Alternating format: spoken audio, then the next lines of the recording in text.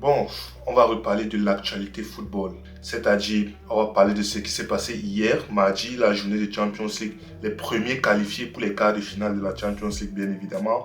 On va parler vite fait, je dis bien vite fait, du match entre Paris-Chelsea, du match entre Manchester City et le Real, du match entre Bodo Glimt Sporting, du match entre Arsenal Leverkusen et bien sûr, l'actualité du moment, ce qui fait jaser les foules, si je peux dire ça comme ça. On va parler de cette histoire de la CAN. Cette histoire de la CAN qu'on a attribuée au Maroc. On a nommé le Maroc vainqueur de la CAN sur tapis vert. Bon, avant d'arriver sur le vif du sujet, qui sera le sujet de la CAN, bien évidemment, on va revenir, on va faire un récapitulatif à froid de ce qui s'est passé hier. Tout d'abord, on va commencer par le premier match de cette journée-là, à savoir Bodo Glimt Sporting. Bodo Glimt qui était vraiment la darling de cette compétition. Bodo Glimt qui me rappelait l'Ajax. Je ne sais même plus c'était l'Ajax de quelle année. L'Ajax où il y avait Ziyech, l'Ajax où il y avait Tadic, l'Ajax où il y avait Delic, l'Ajax où il y avait Neres. Bref, l'Ajax qui est arrivé je crois qu'ils étaient arrivés en demi-finale, en éliminant le Real, un truc comme ça. Ce Bodo Glimt-là, il me rappelait cet Ajax-là. Malheureusement, le rêve, comme on dit, aussi grand est l'ascension, aussi longue sera la chute. Donc, ce Bodo Glimt qui, après l'avoir emporté 3-0 chez eux en Norvège face au Sporting, la qualification était déjà quasiment acquise à 80%, pour ne pas dire 90%, malheureusement. Comme quoi, un champion reste un champion. Sporting, de par leur expérience sur la scène européenne, de par leur expérience en Champions League, de par leur expérience nationale, de par leur expérience tout court, ils ont très vite éteint les rêves de cette équipe de Bodo Glimt, cette équipe darling de Bodo Glimt qui, franchement, avec le rythme qu'ils affichaient, ils faisaient peur à quasiment 90% des équipes de cette Champions League. Parce que tu ne sais pas, tu ne les connais pas.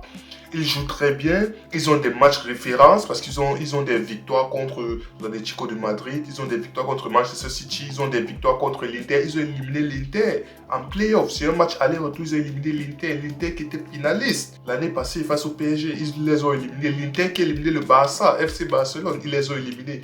Donc, franchement, avec cette équipe, je ne sais pas vraiment à quoi s'attendre, malheureusement pour eux. Le Sporting, d'entrée de jeu, ils ont mis l'intensité, ils ont mis ce qu'il fallait. Je crois même pas à l'espace de 30 minutes ou un truc comme ça. Ils menaient déjà au 7-2-0, si je ne me trompe pas. Bref, le Sporting qui a perdu à l'aller 3-0, ils ont donc renversé cette vaillante équipe, cette valeureuse équipe de Bodo Glimt, 5-0. La claque, la manite a été vraiment waouh, waouh. À la fois, c'est triste pour eux parce que le rêve s'achève brutalement. Et à la fois, comment je te dis, cette équipe du Sporting, ils ont été vaillants, ils ont vraiment été vaillants, ils ont fait valoir leur expérience, comme je l'ai dit plus tôt, ils ont fait valoir leur vécu européen et voilà. Sporting donc qui se qualifie. Maintenant, de l'autre côté, vu que c'était le premier match de la journée, ils attendaient maintenant le vainqueur, pour ne pas dire le qualifié du match Arsenal Leverkusen, en sachant que Arsenal Leverkusen, c'est un match qui a fini sur 1-1, qui a fini sur un match nul, une égalité parfaite sur la pelouse de Leverkusen en Allemagne. En sachant que le but qui permet l'égalisation de Arsenal était vraiment, je ne vais pas dire scandaleux, mais c'était vraiment un penalty qui a beaucoup fait parler en sorte. Donc Arsenal, champion, Arsenal qui finit la phase de poule ou de groupe, c'est mieux de dire ça comme ça maintenant. Arsenal qui finit la phase de groupe premier sans deuxième incontesté. Arsenal qui est premier dans quasiment toutes les compétitions. Arsenal qui est premier en Champions League. Arsenal qui fait partie, qui est limite l'une des meilleures, pour ne pas dire la meilleure équipe de cette saison pour l'instant avec le Bayern. Arsenal qui malheureusement lors de ce premier match n'avait pas fait valoir ce statut, cette supériorité assumée là. Donc ils ont réussi quand même à prendre le nul, le point du nul, ou du moins le nul à Leverkusen. Et maintenant ce match retour en Angleterre à Arsenal. Le champion, comme quoi le champion, tu peux le menacer. Le champion, tu peux le pousser sur un coin. Le champion, tu peux le bousculer. Mais à la fin de la journée, le champion reste le champion. Arsenal donc, qui a battu cette équipe de Leverkusen 2-0. Arsenal qui a validé son ticket, je ne veux pas dire sereinement, mais avec plein de confiance. Arsenal qui fait valoir sa place de premier de la phase de groupe. Arsenal qui montre pourquoi ils ont été premiers de la phase de groupe. Arsenal qui montre pourquoi ils sont du moins considérés comme une des meilleures équipes cette saison. Et je le dis une fois, une des meilleures équipes avec le Bayern, bien évidemment. Arsenal qui s'est donc défait de Leverkusen 2-0. Score total sur l'ensemble des deux matchs, je crois, c'est quoi? C'est 3-1. 1-1 à l'aller, 2-0 au retour, donc 3-1 en faveur d'Arsenal, bien évidemment. Et voilà donc que le Sporting, qui a battu Bodo Glimt 5-0 sur l'ensemble des deux matchs, c'est 5-3. 3-0 pour Bodo Glimt à l'aller, 5 pour le Sporting, donc 5-3 sur l'ensemble des deux matchs, qui va donc retrouver ce Sporting-là qui va donc retrouver Arsenal favori. Je suis désolé, malgré l'exploit du Sporting, malgré le 5-0, malgré Arsenal reste le favori. Arsenal, on aura donc un Arsenal Sporting en phase de groupe. Et je crois que c'est Arsenal, vu qu'ils ont été mieux classés, c'est eux qui vont recevoir au retour. Donc, Sporting reçoit à l'aller, Arsenal reçoit au retour. Bon, on parle maintenant du côté intéressant. Le côté intéressant, bien évidemment, c'est le match Chelsea-Paris Saint-Germain. Chelsea-Paris Saint-Germain, en sachant que Paris Saint-Germain, ils ont gagné à l'aller 5 buts. C'était 5 buts à 2, si je ne me trompe pas. 5 buts à 2. Et au retour, un match très attendu du point de vue de Chelsea. Pourquoi?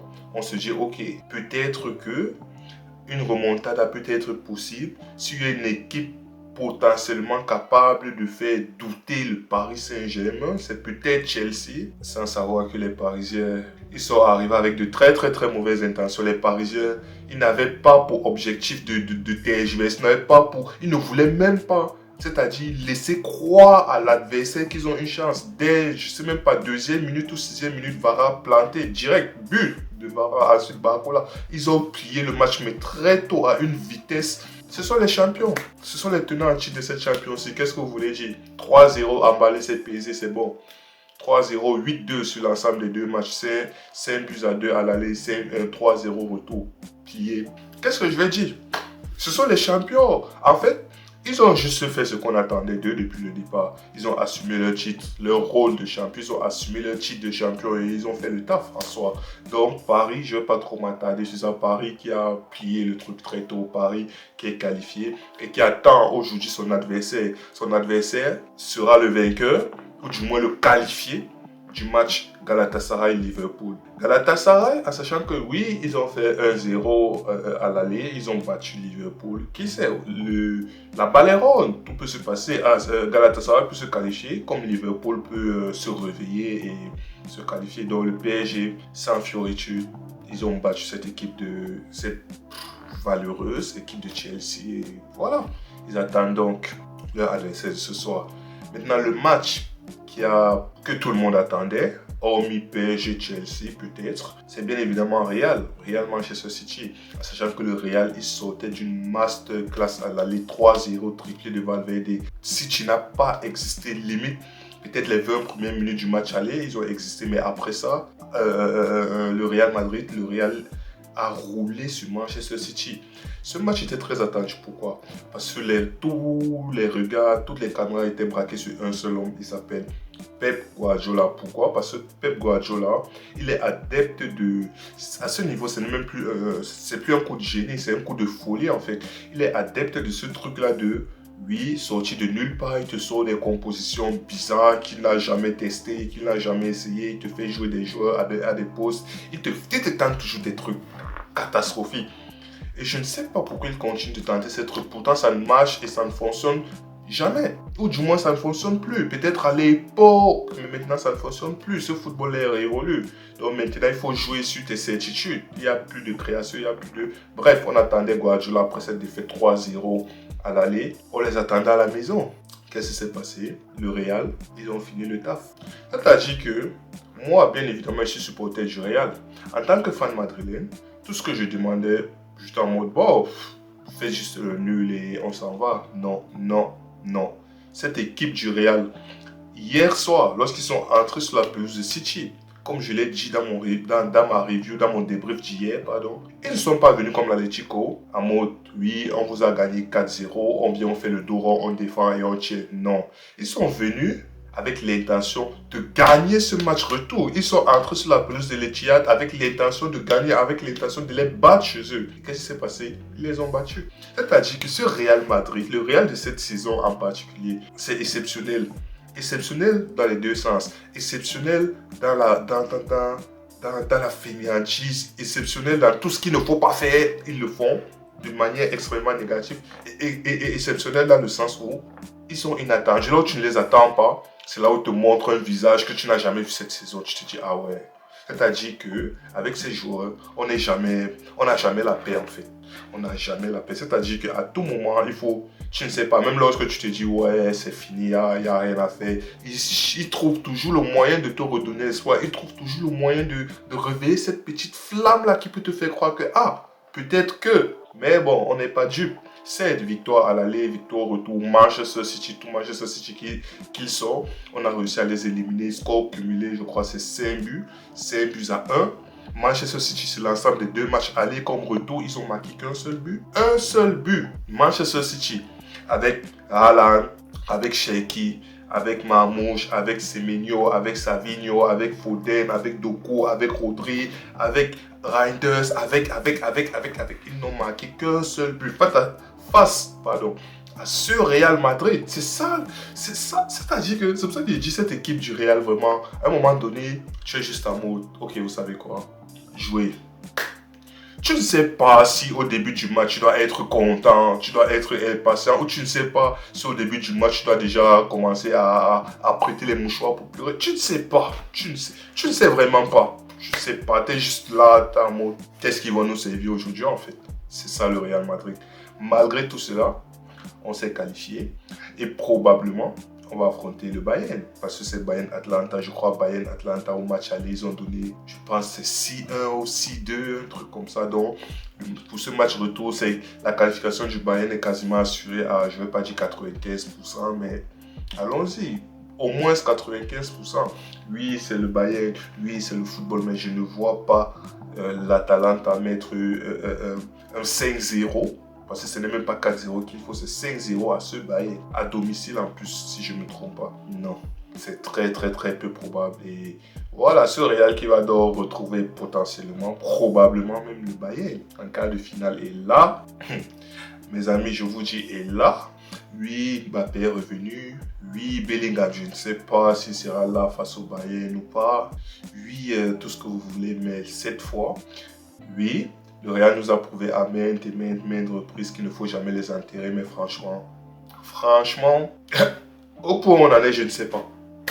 Je ne sais pas, je ne sais vraiment pas. C'est ça avec le Real, c'est que toi, supporter du Real, tu ne sais pas sur quel pied danser, tu ne sais pas à quoi t'attendre, tu ne sais vraiment pas à quoi t'attendre, tu es dans l'incertitude du début jusqu'à la fin. Tu vas te dire, oui, la performance face à Manchester City, pardon, ça veut dire quoi? Ça veut dire que c'est relancé, ça veut dire que le Real, ils sont redevenus sérieux, ou ça veut juste dire que bon, c'était Manchester City, c'est le genre de coup qui arrive une fois par saison et ça arrivait cette fois et du coup, il y aurait un retour à la réalité. Ou tu vas te dire non, peut-être la victoire, la double victoire face à Manchester City, c'est le début de quelque chose, c'est la fin de quelque chose. Tu ne sais pas, tu ne sais vraiment pas, tu es confus.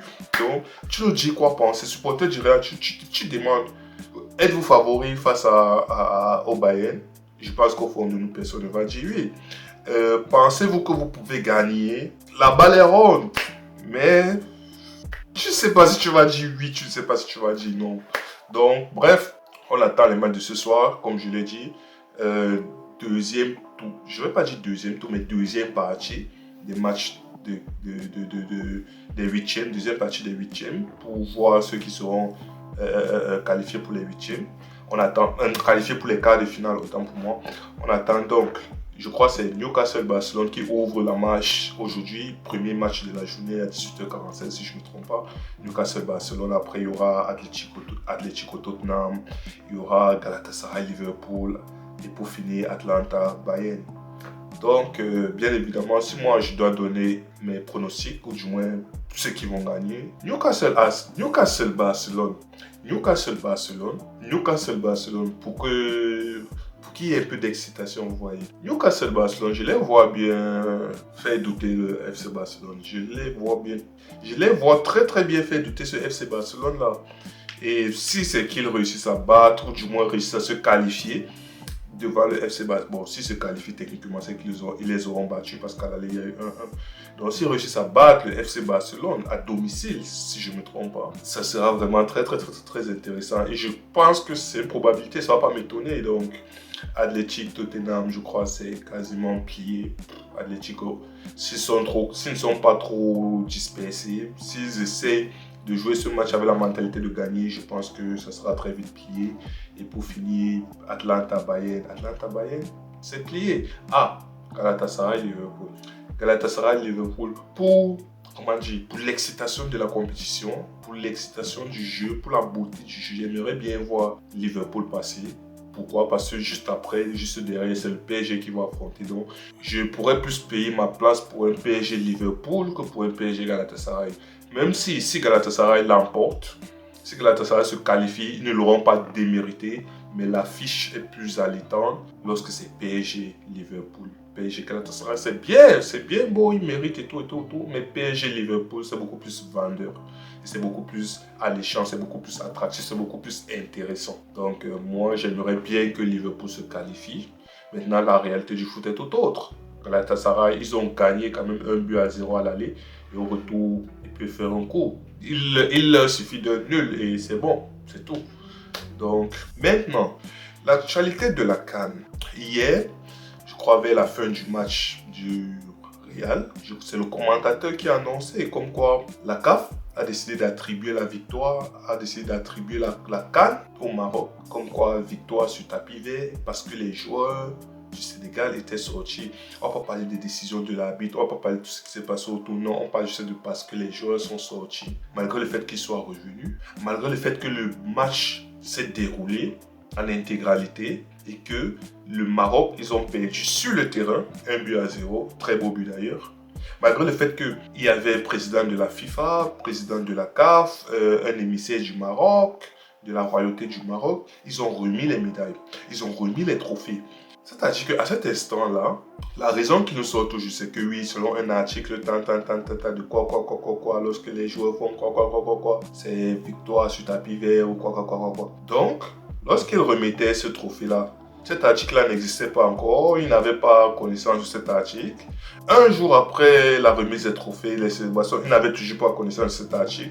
2 jours après, 1 semaine après, 2 semaines après. Donc c'est 3 mois après qu'ils prennent connaissance de cet article et ils viennent dire non, finalement on va donner le trophée au Maroc. Lorsque les célébrations ont déjà été faites, lorsque le trophée a déjà été remis, lorsque les médailles ont été remises, lorsque la vie a déjà repris son cours, c'est là que vous décidez de comme quoi le Maroc est champion. Mais à un moment donné, si c'est comme ça, pour faire simple, j'ai vu une petite séquence de tweets là, sur X. Je vais un peu lire certains pour que vous puissiez voir l'absurdité du truc. Bon, allons-y. Il y a quelqu'un qui dit, bon, le Maroc, ça gagne la CAN en télétravail maintenant. C'est exactement ça.